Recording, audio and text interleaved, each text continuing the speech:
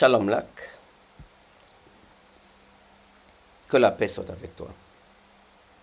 Dans cette rubrique Les mots de la Bible, nous allons voir un terme intéressant. Il s'agit de terme colère.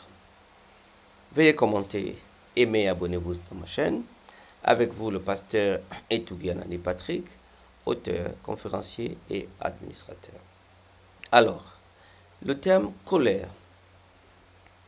La notion de colère, traduite en grec par des termes comme orphée et thymnos, et en hébreu, traduit par le terme aph, qui signifie le nez.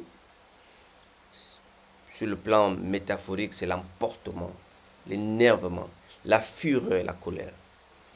Le terme colère, bibliquement, apparaît 359 fois dans la Bible, revêt une signification spirituelle particulière. Premièrement, la colère humaine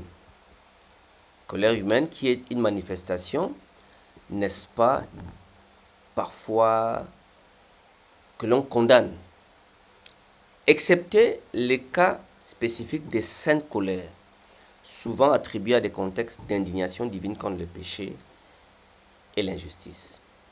Dans Exode 32, verset 22, on dira, Aaron répondit, que la colère de mon Seigneur ne s'enflamme point, tu sais toi-même que ce peuple est porté au mal. Donc cela est très intéressant à voir et à savoir. Alors, l'emportement et la colère sont dans leur nature humaine clairement condamnées par la Bible. Ces expressions humaines de colère, lorsqu'elles jaillissent surtout de l'égoïsme, de l'orgueil ou d'un désir de vengeance, sont incompatibles avec l'esprit de Christ, qui invite ses disciples à manifester la douceur et la maîtrise de soi. Le deuxième aspect important, il s'agit de la colère divine.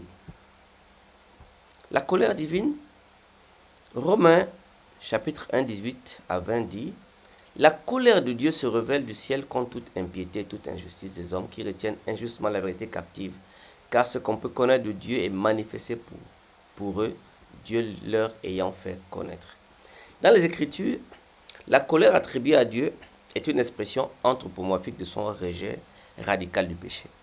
Contrairement aux conceptions mythologiques où des dieux capricieux expriment leur jalousie ou leur colère contre des hommes, la colère divine est entièrement motivée par la sainteté et l'amour. Dieu ne cherche pas à détruire l'humanité, mais à l'amener à participer à sa sainteté. Cependant, la rébellion humaine face à la volonté divine fait souvent percevoir cette opposition au péché comme une forme de colère. Le texte de Ésaïe chapitre 54 verset 8 nous dit, dans un instant de colère, je t'avais un moment dérobé ma face, mais avec un amour éternel, j'aurai compassion de toi, dit l'Éternel, le Rédempteur. Ici, cette perception se manifeste par les conséquences naturelles du péché, comme la maladie, comme le fléau et la guerre. Pourtant, Dieu est avant tout un Dieu de miséricorde, Romains 11, 32, qui appelle toujours sans relâche l'homme à la conversion. Le troisième aspect de la colère, alors, c'est l'œuvre rédemptrice de Christ. En Jésus, la Bible déclare dans 2 Corinthiens 5, 21, celui qui n'a point connu le péché, il l'a fait devenir péché pour nous, afin que nous devenions en lui justice de Dieu. En Jésus, l'attribut de l'amour et la sainteté de Dieu s'unissent parfaitement sur la croix. Jésus a été fait péché pour nous, afin que la colère de Dieu s'abatte sur lui contre le péché et ses conséquences, afin que nous soyons sauvés. Donc Jésus-Christ a porté sur la croix l'indignation de Dieu contre le péché de l'homme. Cependant, cette colère ne triomphe pas. C'est l'amour divin qui ressort victorieux, rendant les croyants justice de Dieu en Christ. L'œuvre rédemptrice de Jésus-Christ anticipe donc la colère de la fin des temps, délivrant ainsi ceux qui mettent leur foi en Jésus de la condamnation future. Celui donc qui À plus forte raison, donc maintenant que nous sommes justifiés par son sang, serons-nous sauvés par lui de la colère. 1 Thessaloniciens chapitre 1 verset 10 a le même thème en perspective.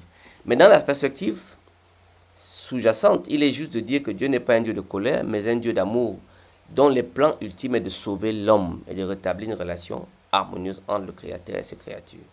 Ainsi, dans une théologie chrétienne, la colère de Dieu, loin d'être un trait de caractère arbitraire ou destructeur, s'inscrit dans un projet de rédemption où l'amour et la justice divine se concentrent pour restaurer ce qui a été perdu à cause du péché. Comment allons-nous appliquer ce terme colère? La colère peut révéler des blessures, des injustices ou des situations où la volonté de Dieu est ignorée.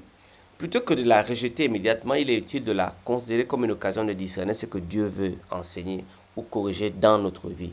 Par exemple, une colère face à l'injustice peut être une invitation à s'engager activement pour la justice. Ésaïe 1,17. Ainsi, la colère, bien que naturelle, est un test spirituel et moral pour le croyant. Mais mal gérée, elle peut détruire les relations et éloigner de Dieu. Bien utilisée, elle peut devenir un catalyseur pour la justice. La réconciliation est une plus grande dépendance à l'égard de Dieu, par exemple. L'objectif ultime de soumettre donc toutes nos émotions au Christ en vivant selon l'esprit et en cultivant une paix intérieure durable. Philippiens 4,7. Cela nous montre que la colère peut être juste si elle est dirigée contre le péché et contre l'injustice sans être motivée par l'égoïsme ou le ressentiment. Les croyants sont appelés à agir avec fermeté, mais avec un amour dans des situations similaires. La colère, lorsqu'elle n'est pas maîtrisée, peut conduire au péché. Ainsi, la croissance spirituelle inclut apprendre à maîtriser ses émotions en demandant quotidiennement à Dieu de renouveler son cœur et ses pensées. Psaume 51, verset 12. Restez connectés. La semaine prochaine, nous avons un thème intéressant. Il s'agit du mot collecte.